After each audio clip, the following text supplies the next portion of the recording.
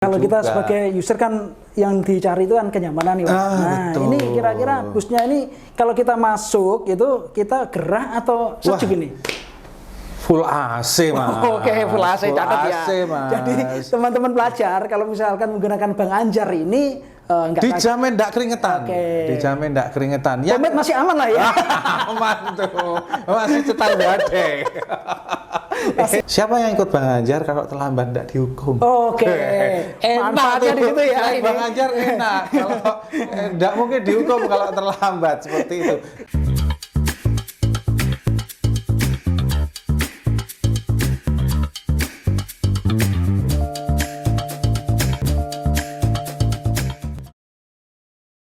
Tok Blitar Talk, selamat datang di Blitar Talk. Oke, kali ini Blitar Talk ini kedatangan tamu yang punya bus di Blitar, yang punya bus angkut pelajar nih. Nah, ini seperti apa ini? Katanya ini namanya Bang Anjar. Bang Anjar itu apa sih sebenarnya? Kita juga kurang tahu, makanya kita ulik. Di sini sudah ada Mas Amir Barata. Saya panggilnya Mas aja. Iya. Oke, Mas Amir Barata. Emang masih muda. Iya, kita kan masih, kalau aku masih muda banget. Mas Amir Barata ini Kepala Bidang Perhubungan Dinas Perhubungan Kabupaten Blitar. Kepala Bidang Angkutan, Mas. Kepala Bidang Angkutan, sorry. Oke. Ini yang punya program Bang Anjar. Iya. Kesini tadi ngomong-ngomong, ini kan bus angkutan nih. Iya. Ngomong-ngomong kesini tadi naik apa nih, Pak? Sayangnya kok masih naik kendaraan dinas. Ini pelanggaran ini. Soalnya memang bukan masuk waktunya ini jam pelayanan, Mas. Soalnya Mas Amir sudah bukan pelajar lagi kan? Iya, walaupun seragamnya masih kayak Madrasah Sanawiyah gini. Madrasah Sanawiyah. Oke, Mas Amir, bisa diceritakan awal mula dari Bang Anjar itu seperti apa? Dan kenapa sih memilih namanya itu Bang Anjar itu? Iya. Jadi gini, mau dimulai tahun 2021. Tahun 2021 itu kan kebetulan kita masih di tengah-tengah COVID ya. Pandemi. Belum recovery, masih di tengah-tengah COVID. Di tahun 2021 kami sudah bisa punya satu kajian. Kajian FS yang dibantu oleh Bapeda terkait dengan angkutan pelajar, dan dalam kajian itu dinyatakan kalau Kabupaten Blitar itu sebenarnya layak untuk mendapatkan pelayanan. Tapi cerita di sebalik itu, Mas, itu sebenarnya harus jauh lagi ke belakang. Di awal tahun 2020 ketika pertama kali masuk di Dinas Perhubungan, kita kan disambut oleh COVID tuh 2020. Lagi rame-ramenya itu. Karena memang seluruh kegiatan nggak ada, akhirnya kita back to basic, membenahi data dan lain sebagainya.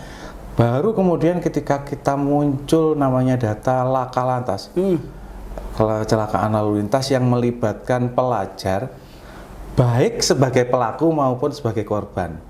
Yang ini Mas Robi aja paling juga belum tahu. Taunya kan ya laka lantas gitu aja kan. Kita biasanya cuma ngambil gambarnya aja.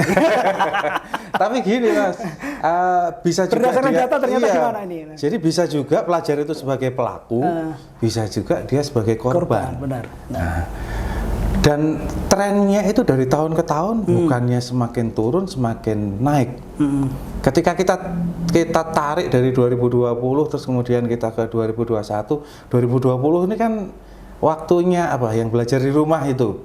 Iya, yang belajar mandiri di rumah. Loh, bukannya malah turun. Yang daring itu kan? Iya, belajar daring itu bukannya malah turun tapi malah naik juga.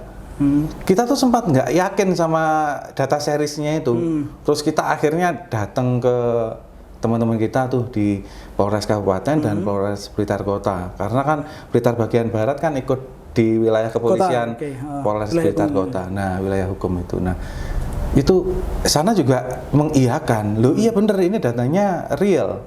Dan ini juga yang diminta oleh Dishub setiap tahun. Nah, akhirnya dari situlah masuk kita terus kayak gini nih. Indeks pembangunan manusianya kan berarti tidak bagus ini. Kalau setiap tahun banyak yang meninggal karena kecelakaan. Terus berapa banyak kerugian pemerintah Kabupaten Blitar, generasi-generasi muda masa depannya berhenti hanya karena, mohon maaf, meninggal atau kalau enggak cacat. Cacat yang cacat Karena aku dulu pernah jadi korban. Pernah jadi korban ya akhirnya. Iya. Di sini akhirnya kan ya dramatis, Mas. Iya, benar. Dramatis. Terus apa sih yang bisa dilakukan Dinas Perhubungan sesuai dengan tugas pokok dan fungsinya? Terus akhirnya kita pelajari juga rapotnya Dinas Perhubungan itu seperti apa. Oke, berarti coba kita adakan bangkitan angkutan khusus pelajar. Terus nama Bang Anjar ini sendiri? Nah, nama Bang Anjar ini sebenarnya bukan kemudian kami yang mencetuskan secara sepihak. Soalnya saya kalau ingat Bang Anjar ini ingat kabinnya juga di sini. Itu kok ini namanya? Iya, apa ini? namanya Sengaja juga Anjar gimana? sama. Tapi karena dimulai tahun 2021 itu juga difasilitasi oleh Bapeda di bidang Litbang untuk ikut di kompetisi inovasi publik. Oke. Nah, itu setiap kali ikut kompetisi itu, inovasi-inovasi pelayanan publik apapun, itu kan harus ada brandingnya. Oke. Kami ini juga bingung, apa ya brandingnya? Kita ini angkutan khusus pelajar, media sarananya bis, apa ya gitu. Lah ternyata yang bersangkutan lewat, Mas. Lewat dengan begitu, ya dengan kebiasaannya itu. Terus, Bang Anjar, apa ya Bang Anjar gitu kan. Saya kan kalau manggil memang Bang, Bang gitu kan.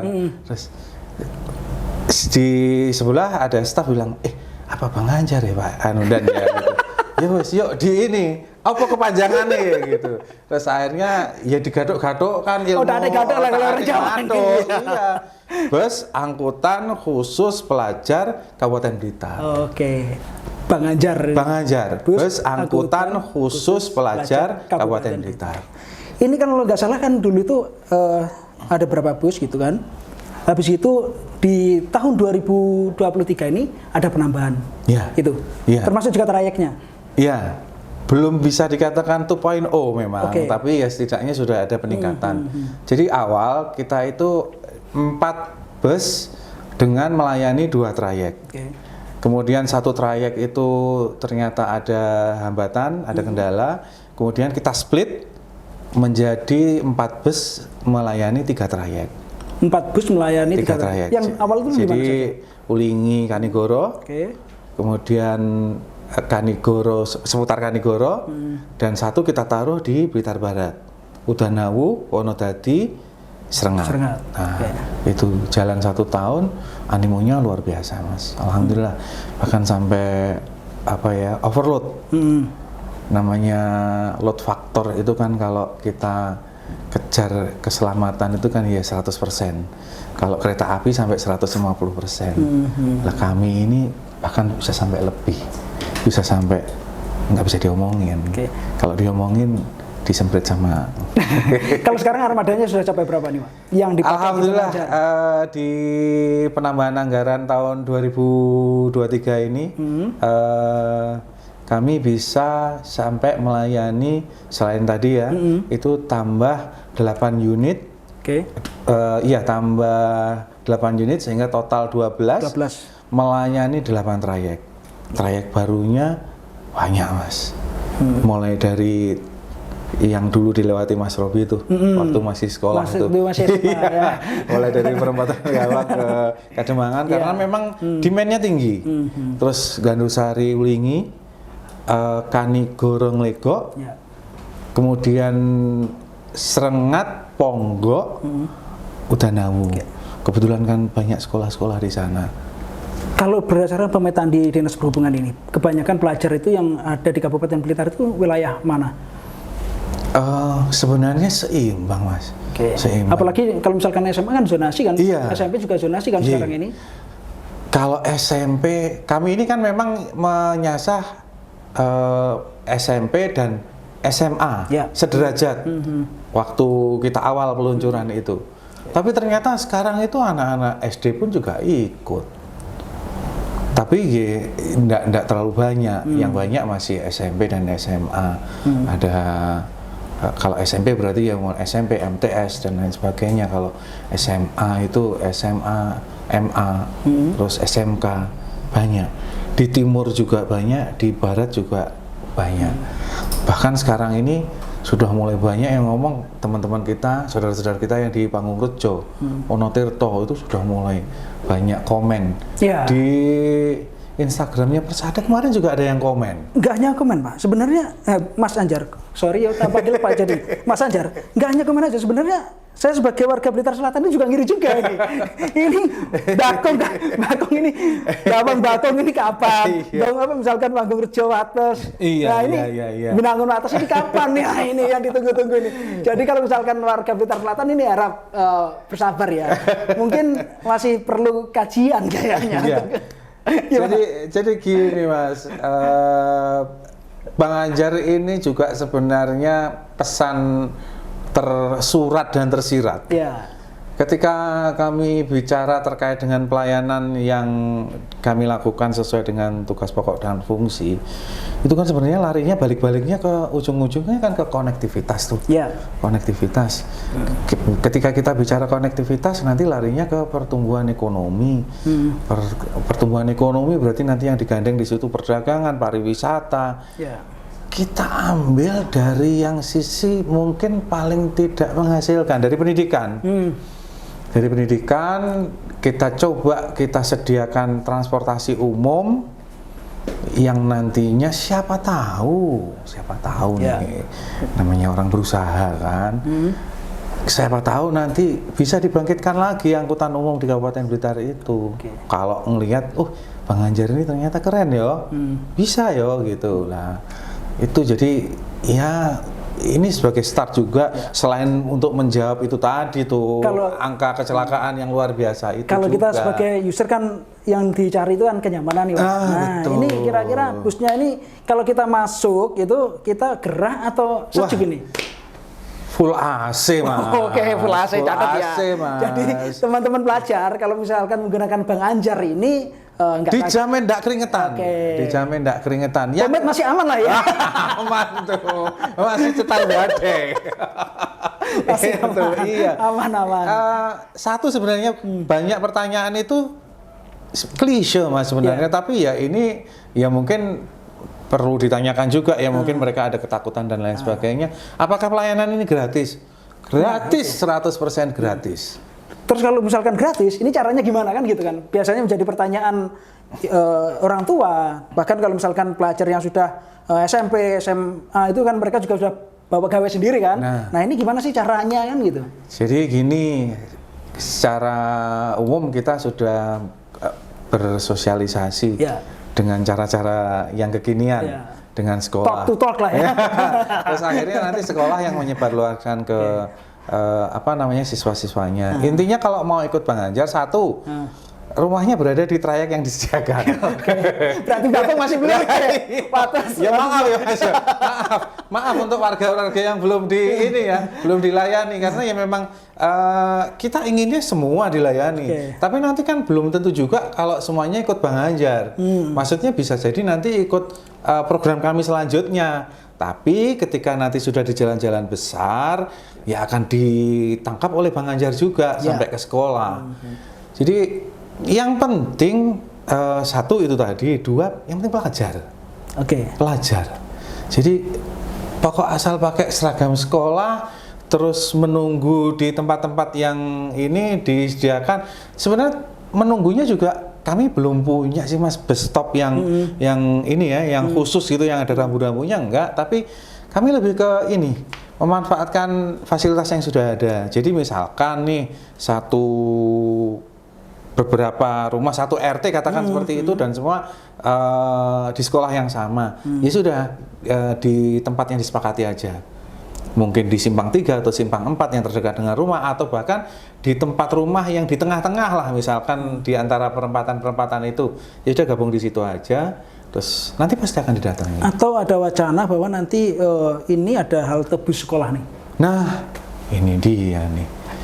Anggaran lagi kayaknya. Iya. Kita sebenarnya juga terkait dengan supporting Bang Anjar ini, kebetulan juga masih satu bidang sih Mas. Nah itu juga kita bangun halte juga untuk supporting Bang Anjar ini. Tapi kemampuan anggaran kan juga ya gitu deh. Nah, kita juga perlu paham juga bahwasanya pemerintah Kabupaten Blitar kan juga banyak hal lain yang harus diselesaikan. Nah, akhirnya dengan kemampuan anggaran yang ada, itu juga kami akan terus. Kalaupun belum, ya nanti rambu bus stop lah. Rambu bus stop seperti itu. Kan kalau tadi dikatakan nih, Mas Amir, bahwa dengan ini akan menekan angka kecelakaan. Nah, ini kira-kira sudah ada semenjak Bang Anjar ini berlaku, ini sudah berapa persen nih angka kecelakaan? Yang unik ini, Mas. Yang unik ini. Kami ini begitu sudah mengeluarkan Bang Anjar itu ya, nggak berusaha mencari tahu. Aneh kan sebenarnya. Lah itu kan sebenarnya lalai di kami. Harusnya kan kami harus mengikuti itu supaya nanti kayak, oh iya ini berarti bisa dilanjutkan dan lain sebagainya. Untungnya ketika kami berproses di Kabupaten Sehat, di lomba Kabupaten Sehat, kita sering Kabupaten Blitar Sehat itu, datanya malah dari orang lain.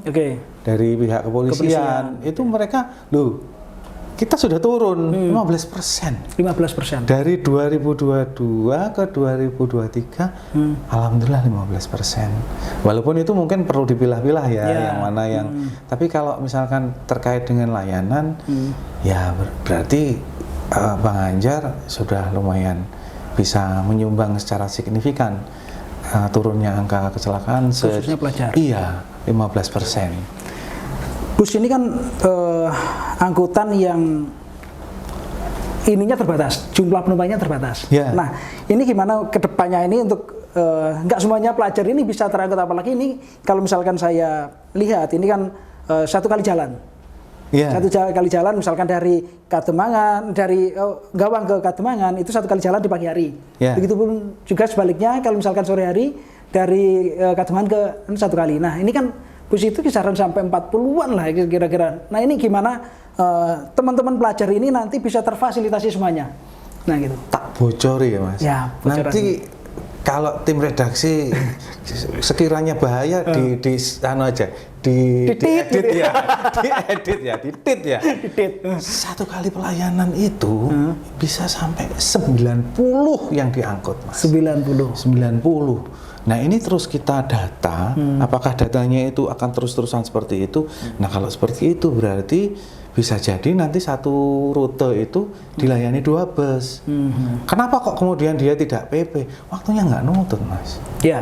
Padahal kan pelayanan itu kami 5.45 sampai 6.45. Itu kenapa? Biar nggak terlalu pagi dan tidak sampai terlambat. Tidak distrap sama. Itu. Cuma untungnya Bang Anjar nih punya imunitas. Siapa yang ikut Bang Anjar kalau terlambat tidak dihukum. Enak di situ ya. Bang Anjar enak. Kalau tidak mungkin dihukum kalau terlambat seperti itu. Tapi ya tetap kita wanti-wanti ke awak angkutan itu, awak Bang Anjar, jangan sampai terlambat. Karena kita ini tujuannya adalah mengantarkan pelajar supaya berangkat tenang, nyaman, sampai di sekolah juga harusnya nyaman karena tidak dihukum. Kalau saya melihat data di Kemendikbud ini, kalau tidak salah jumlah pelajar tertinggi itu justru ada di Kecamatan Kademangan. Kalau nggak salah mencapai 33.000. Nah, sementara kalau saya lihat justru malah trayeknya cuma satu. 2 loh, Mas, Kademangan, Mas. Satunya dari Kanigoro. Nah, ini gimana ini pemetaan supaya ini nanti lebih merata gitu. Kalau Bakung lah, Bakung itu peringkat 2 dari bawah kalau saya lihat. Jadi gini, Mas, kita nanti kerjasama dengan sekolah. Alhamdulillah ketika kami masih dalam embrio ya, Bang Anjar itu kami benar-benar dibantu oleh teman-teman dari Dinas Pendidikan.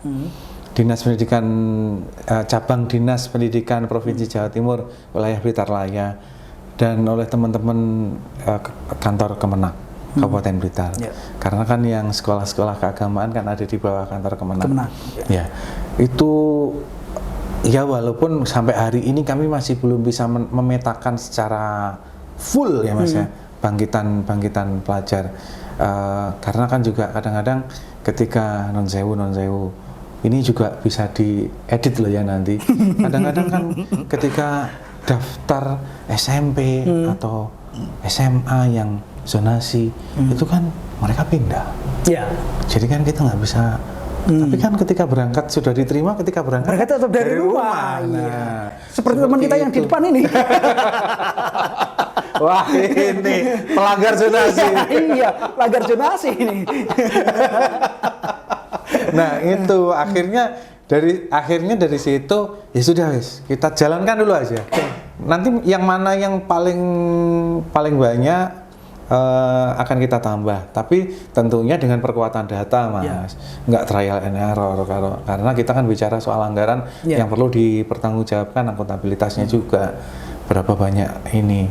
Nah, akhirnya ya evaluasi harus terus-menerus kita lakukan seperti itu. Ini kan ada 12 bus ini, Mas Amir.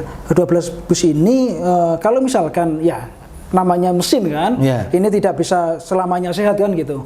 Nah, ini gimana antisipasinya supaya trayek itu tetap terakomodir nih teman-teman pelajar ini, kalau misalkan menggunakan Bang Anjar masih bisa menggunakan dengan baik gitu. Kalau sudah bicara kayak gitu, saya ingat kekejaman saya nih sama penyedia jasa. Karena kan kami pengadaan kan lewat mekanisme e-katalog tuh, pakai e-purchasing ya. Persyaratan kami itu benar-benar rigid. Jadi setiap hari itu harus benar-benar ada pelayanan. Dan kalau misalkan ada kerusakan, itu ya harus ada ganti. Sehingga alhamdulillah sampai hari ini juga belum pernah ada gangguan yang signifikan. Sehingga nanti ini insya Allah akan terus kita jaga dan kita tingkatkan pelayanan, karena slogan pelayanan Bang Anjar itu start sustainable, tepat waktu, aman, ramah anak, tertib lalu lintas. Itu. Nah, ini Mas Amir, ini kan Bang Anjar ini kan pasti ada kosnya nih. Kalau misalkan pengguna ada anggarannya nih untuk ini, kalau nggak salah saya baca-baca itu, kalau nggak salah loh ya. Ini nggak usah didit kalau nggak salah kan. Itu sekitar per harinya itu untuk satu unitnya itu 1,2 ya. Nah, kontraknya dengan bus ini nanti berapa tahunan nih? Ini supaya teman-teman ini pelajar ini kira-kira misalkan aku sekarang mulai gunakan bus ini sampai lulus aman nih kan gitu. Jadi gini Mas, tentunya kita melakukan pelayanan juga harus disesuaikan dengan kemampuan keuangan daerah. Angka segitu itu juga sudah melalui kajian, kajian FS dan lain sebagainya, dan itu sudah kita benar-benar kita pereskan. Terus ya nanti tentunya tetap kembali ke kemampuan keuangan daerah. Tapi alhamdulillah sudah banyak supporter, baik dari dalam maupun dari luar. Karena toh pelayanan ini sebenarnya tanggung jawab bersama ya, dan ini juga salah satu dari pelaksanaan public service obligation dari pemerintah Kabupaten Blitar. Jadi ini sebuah kewajiban pelayanan publik.